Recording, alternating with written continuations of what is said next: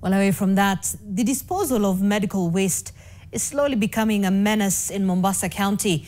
Residents are now decrying the dumping of medical waste in open spaces next to homes and on children's playgrounds. Used syringes, blood-stained gloves and contaminated material are carelessly discarded with no regard to the existing waste management protocols. NTV's Fatma Bugu reports on the danger a section of Mombasa residents are now staring at.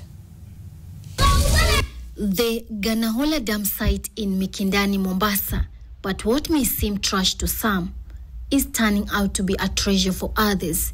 Under the mountain of plastic and food waste lies a silent killer: hospital waste, dangerously discarded. The waste pickers of Ganahola, mostly women and young men, work without gloves, without masks, without boots. For as little as 50 shillings a day, they sort, collect and sell recyclables to earn a living.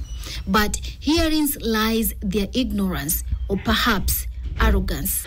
Mtoto atoi kidole mdomoni, wakipata kama zile syringe anaokota, anavuta nayo maji, anafinyia mwenzake, ambayo which is ni hatari sana katika maisha ya watoto. Biomedical waste is a poisonous to the environment.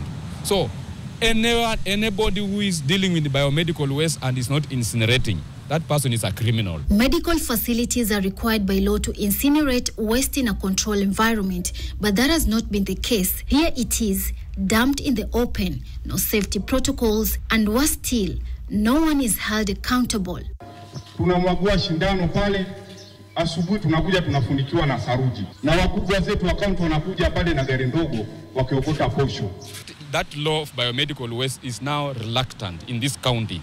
County of Mombasa, they are not taking seriously about biomedical waste. Ganahola isn't just where people work. It is where they live, play and sleep. Children here run about barefoot, obviously, of the danger posed by undestroyed syringes. And so in our quest of establishing who the culprits are, we sifted through the piles of waste, hoping to find receipts or any documents that could help trace the source of these hazardous materials. But we found nothing. They don't want to get costs of incinerating. So what they do short term, or they do shortcut. Now, shortcut in a scenario like this is so dangerous. That's why you find those syringes into dump site. Lack of oversight, corruption and a broken waste management system has left communities like Kalahari and Ganahola exposed. It's a wake-up call, because if we don't deal with the biomedical waste, we are allowing ourselves to have one of the major problems in this county of Mombasa.